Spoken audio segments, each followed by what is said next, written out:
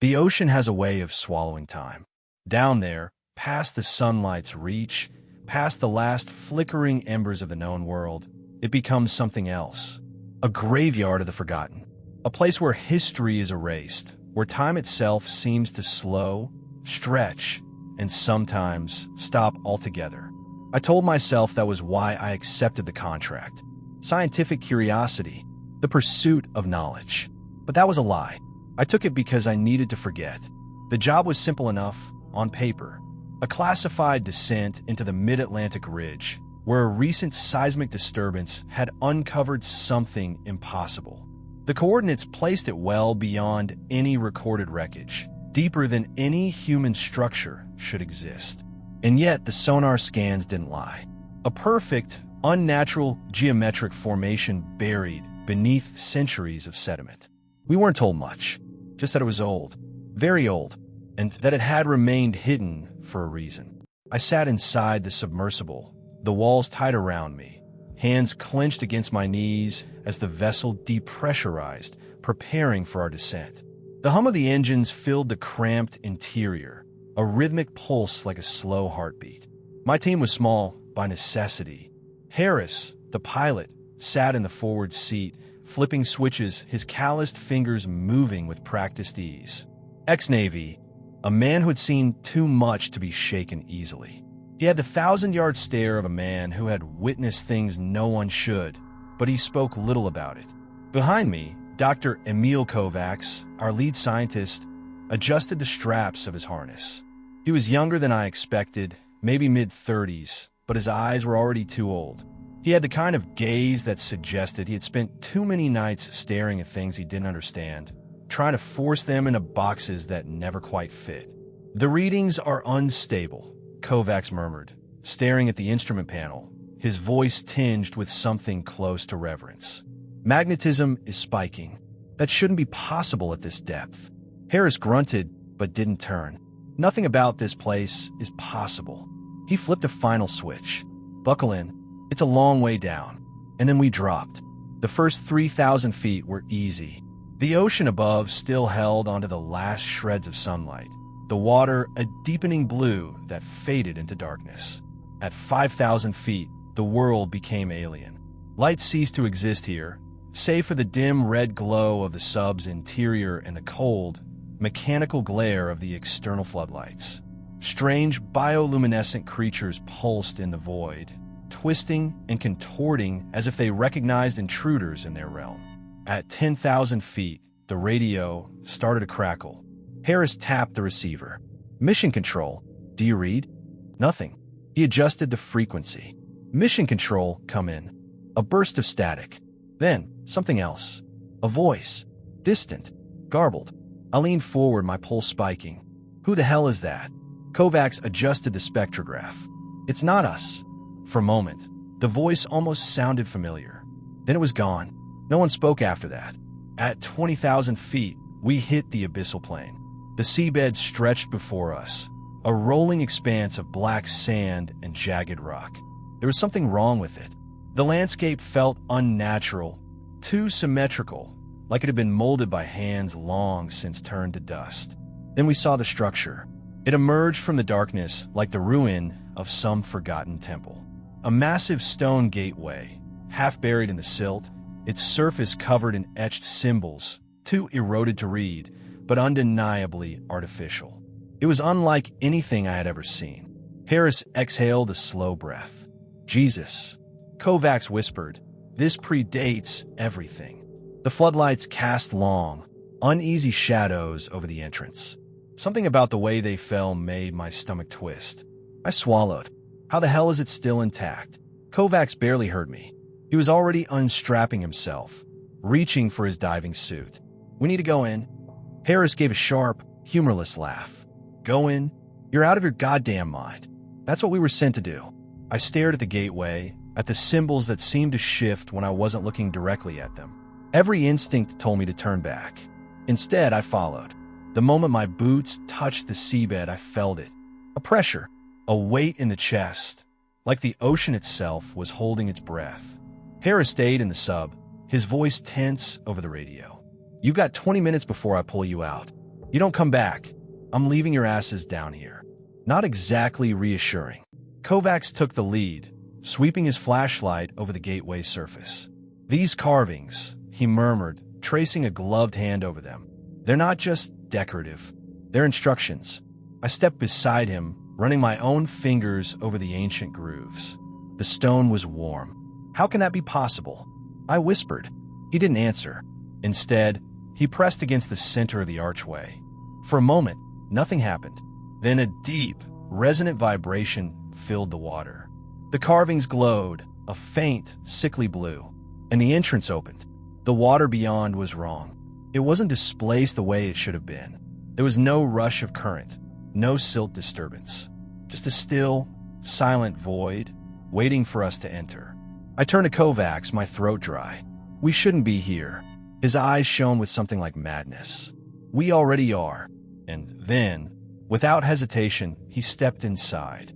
A deep, resonant hum filled the water, making my teeth ache. The pressure in my skull intensified. Something about the entrance, the doorway itself, felt hungry. I hesitated, a single step from crossing the threshold. My body screamed not to follow, and then the radio crackled. Ere before, I froze. The voice was my own. A split second later, the door sealed behind me. The light flickered. I turned in place, pulse hammering. Kovacs was ahead of me, sweeping his light along the walls of a narrow corridor. The passage stretched impossibly far, longer than should have been physically possible. The stone around us had a slick, organic sheen, almost as if it were breathing. Kovacs, I rasped throat dry. We need to go back. He ignored me. His voice was distant. This place, it's untouched. He was wrong. There were handprints. Hundreds of them. Some human-sized, some larger. They covered the walls, pressed deep into the stone. Some of them had fingernails embedded in the rock. I took a slow, shuddering breath. Kovacs. The scientist's flashlight trembled. I followed his gaze. Ahead of us, partially buried in the sediment, lay a helmeted corpse. The glass faceplate was shattered. Inside, the flesh was intact, frozen in an expression of pure, silent terror. The suit was modern, identical to ours. I stepped closer, and my stomach twisted. Something inside the helmet twitched. Kovacs grabbed my arm, his voice hoarse. This isn't a grave. I stared at him chest tight. Then what is it? His eyes darkened. A warning. And then, somewhere in the deep, the sound of something shifting in the darkness. And the feeling undeniable now. We were not alone. I forced myself to breathe, slow and deep, though the air inside my helmet felt thinner now, like I was inhaling something other than oxygen. The walls around us pulsed with a subtle, rhythmic vibration, as if the very stone had a heartbeat. It wasn't just the pressure of the deep playing tricks on me. This place was alive in ways I didn't understand. Kovacs was already moving, his flashlight beam trembling as it swept across the corridor ahead. He didn't hesitate. His mind was too tangled in discovery to feel the same dread clawing at my gut. I turned back toward where the entrance had been. Nothing but smooth, unbroken stone remained. The door was gone. Cold panic licked at my spine. We need to turn around, I said, keeping my voice low. The acoustics in this place were wrong. Our voices should have muffled in our helmets, but instead they carried, stretched, like they were being pulled apart by unseen hands. Kovacs barely spared me a glance. We're in uncharted territory. The structure is intact, untouched. Think about what this means. His voice was edged with something manic, something that unsettled me far more than the stone beneath my feet. I stepped toward him. Did you not see that suit? That body? I saw it. He didn't stop walking, which means someone else was here before us. Maybe more than once. That's exactly my point, I snapped. Where the hell did they come from? And more importantly, where the hell did they go? Kovacs stopped, not because of my words, but because the corridor had changed.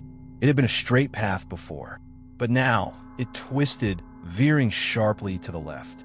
I turned my headlamp toward the floor. Our footprints, our real human footprints in the fine silt, ended abruptly behind us. My stomach dropped. Harris's voice crackled over the radio. Status. I exhaled, forcing my voice into something steady. Something's wrong. The passage changed. Static. Then his voice again. What do you mean changed? Kovacs stepped forward, his light sweeping along the walls. The structure isn't behaving like normal geology. It's shifting. This isn't a cave, Kovacs. My voice felt too loud. This is a building, or something close to it. Buildings don't. The lights flickered. A deep hum vibrated through the stone beneath our feet, a subsonic frequency that resonated in my skull.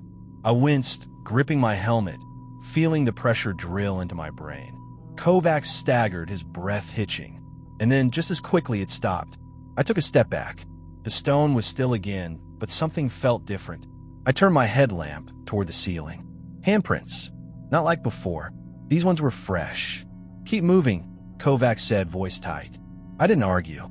We followed the new corridor, each step sending a shiver of unease through my gut. The tunnel narrowed as we moved, forcing us into single file. The pressure around me increased, not just the physical weight of the ocean, but something more insidious. Like we were being watched.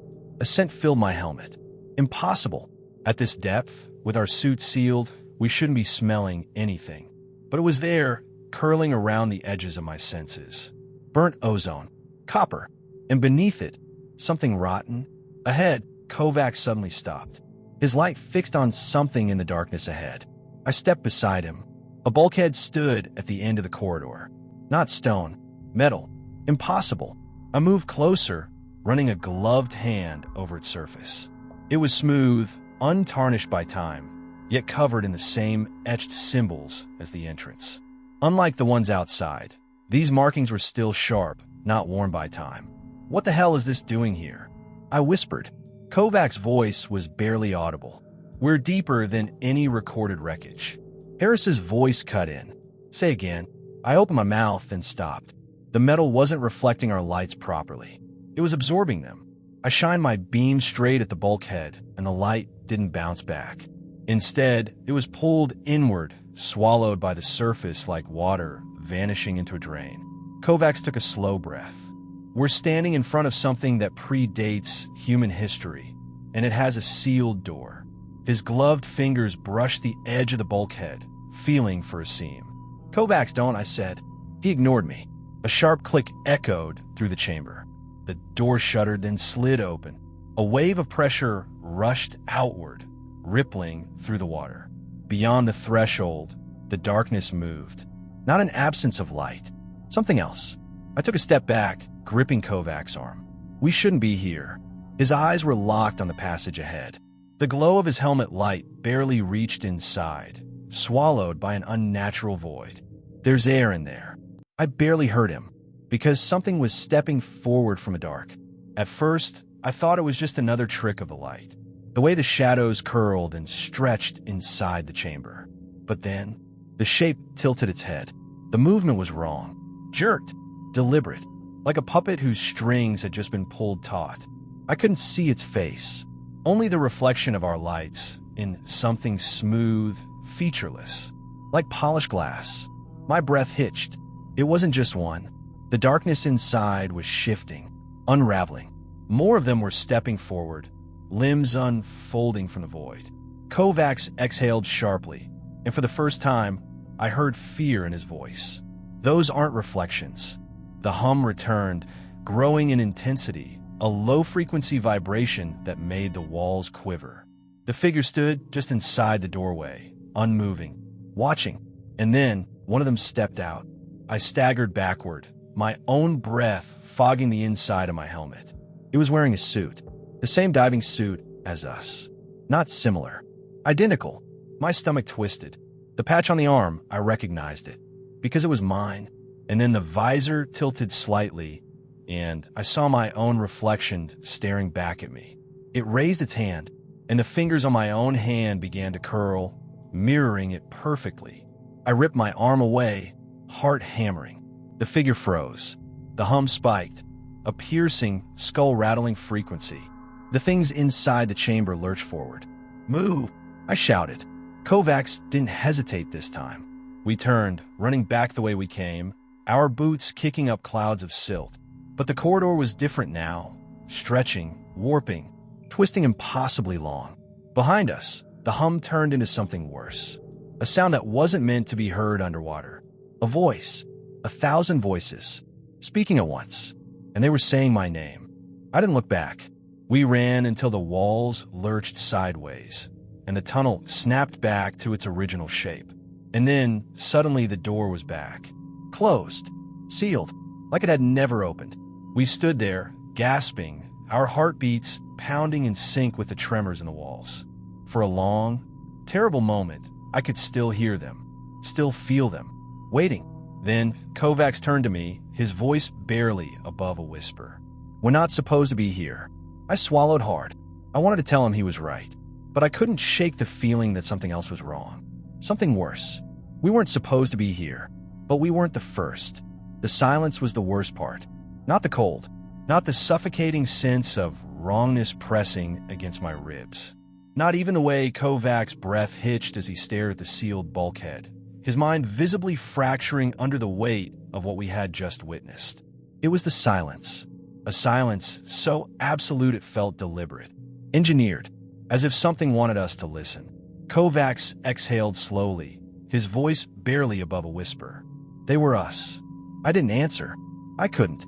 The thing that had stepped out of the void, the thing that had worn my suit, my patch, my reflection, was still burned into my mind. The way it had moved, perfectly mirroring my actions until I broke free from its hold. The way its visor had swallowed light instead of reflecting it. I took a slow step back, forcing my mind to focus. The sealed bulkhead loomed before us again, solid and impenetrable, like it had never opened. The passage behind us was still unchanged, no twisted corridors, no handprints on the walls. For a moment, I almost believed it had been a hallucination, a stress-induced trick of the mind. But my fingertips were still numb from where the thing had mirrored my movements. I turned to Kovacs. "We have to go back." He didn't respond, just stood there, his gloved hands trembling. His mind was too far gone into whatever abyss he had glimpsed. I switched comms.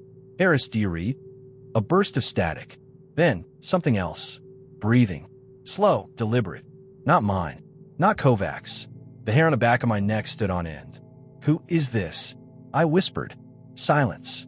Then a voice. My voice. Not alone. The radio cut out. A wave of nausea rolled through me.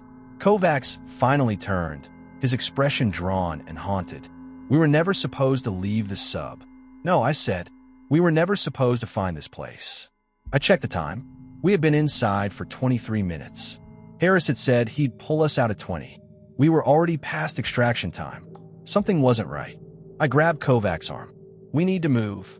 He hesitated, staring at the symbols carved into the bulkhead, like he could decipher them if he just looked long enough.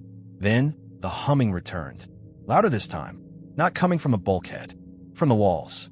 A deep, sonorous vibration that rattled through my bones, pressing down like an immense, unseen weight. The stone beneath our feet quivered. Kovacs backed away, the structures destabilizing. "No," I said. "It's waking up." And then, the floor collapsed beneath us. I hit the ground hard, my suit absorbing most of the impact, but the breath still ripped from my lungs. A sharp crack sounded beside me. Kovacs sprawled against the stone, clutching his leg. Pain flared in my knee as I forced myself upright, my visor's HUD glitching, flashing error warnings across my vision. I turned my headlamp in a slow circle. We were in a vast, open chamber. The walls were not stone anymore.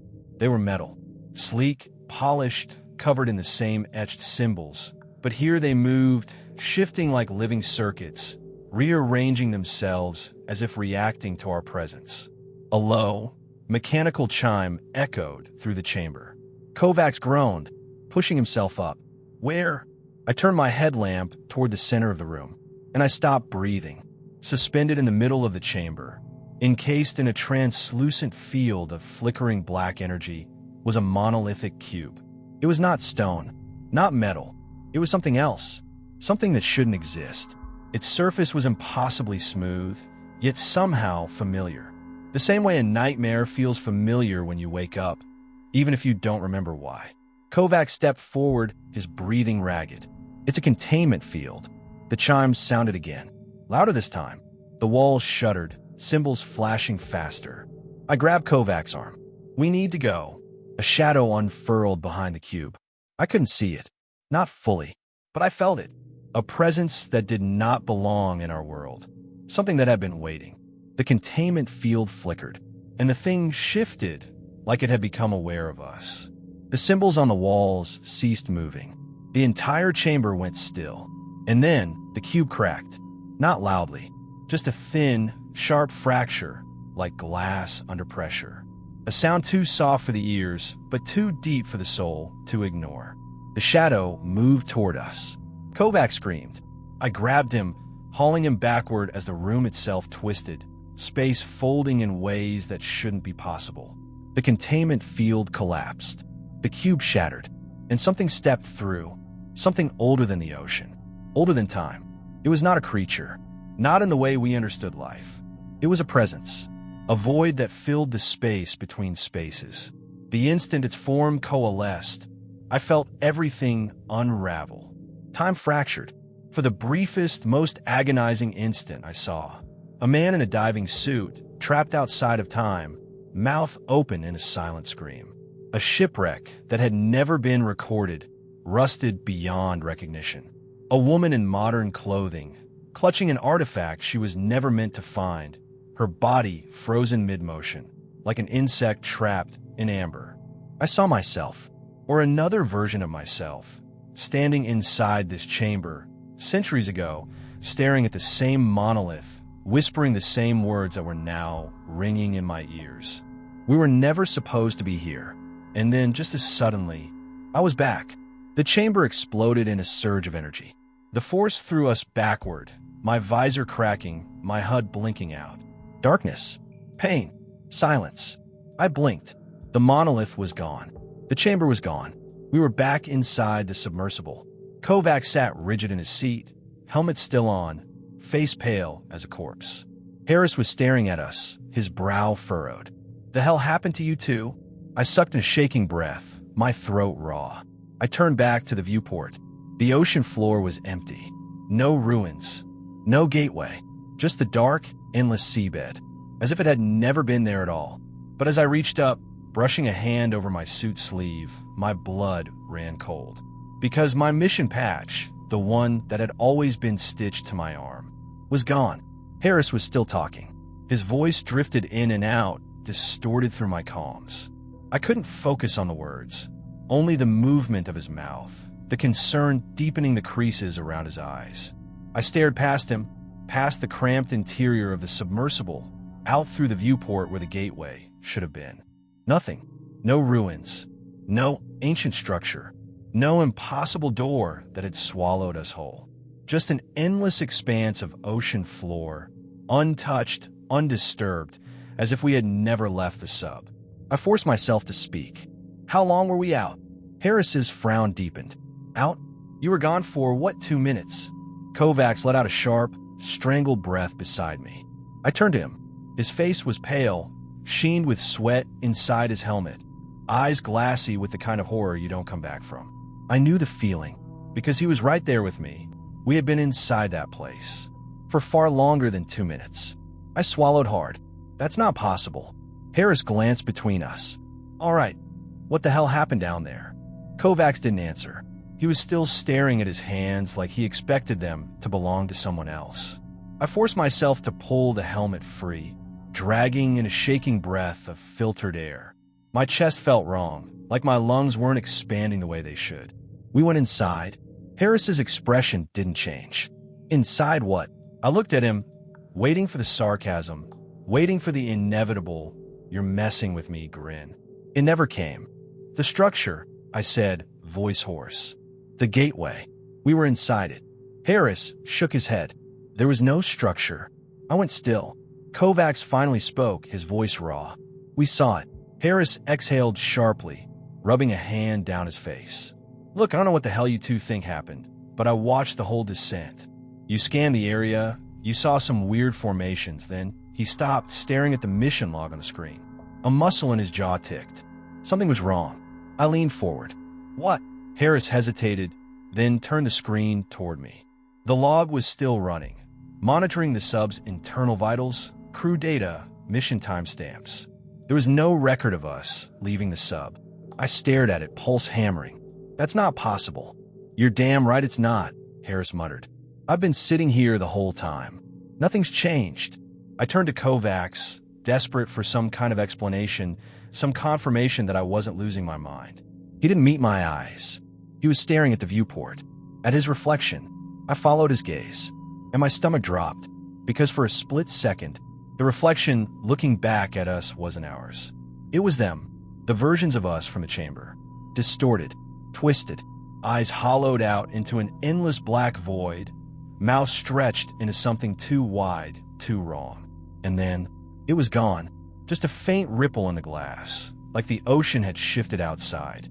Kovacs lurched forward, hitting the emergency ascent command before I could stop him. A warning flashed across the HUD. Unstable pressure detected. Ascent risk high. I grabbed his wrist. Kovacs, stop. His breath hitched. He didn't move. I swallowed my own fear and turned back to Harris. Get us out of here. Now. He didn't argue. Didn't ask questions. Just flipped the controls, and the sub began to rise. The pressure in my skull didn't ease. If anything, it got worse. As if something wasn't letting us go. The ascent took 7 minutes. Longest 7 minutes of my life. I kept my eyes locked on the viewports, scanning the blackness beyond the sub for any sign of movement.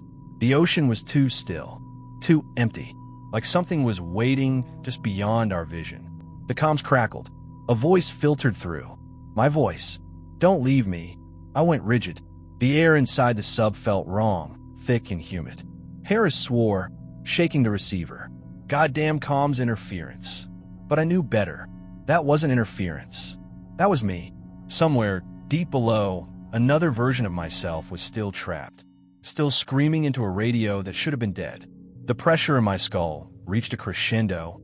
I gritted my teeth, willing myself to breathe, focus, stay grounded.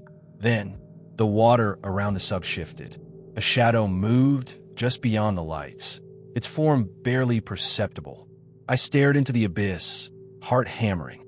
It stared back, and then it smiled. We breached the surface at 3 a.m., the sub rocking violently in the waves. The ship's floodlights cut through the dark, blinding as the recovery team hauled us aboard. Harris was the first out. Kovacs followed, his movements stiff, robotic. I hesitated. Something deep in my gut whispered this wasn't over, that we had brought something back with us. I pulled myself onto the deck, gasping in the cold air, feeling the weight of the ocean finally lift.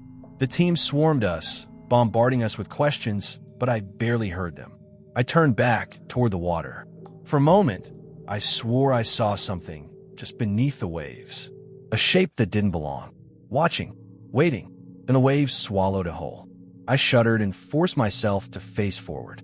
The crew took us inside for debriefing. They ran medical scans, psychological assessments, data extractions. But the more they dug, the more things didn't add up. The dive logs had corrupted data. Our vitals had flatlined for 3 minutes before stabilizing. The mission timestamp was wrong. We had left the sub for 23 minutes. But according to the logs, the sub had only been at depth for 12. None of it made sense. 2 days later, I sat alone in my quarters, staring at my reflection in the small metal mirror bolted to the wall. I hadn't slept. Not properly.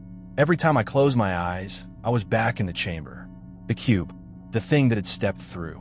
The voices that had whispered my name in perfect unison. And worse, the feeling that something was still wrong.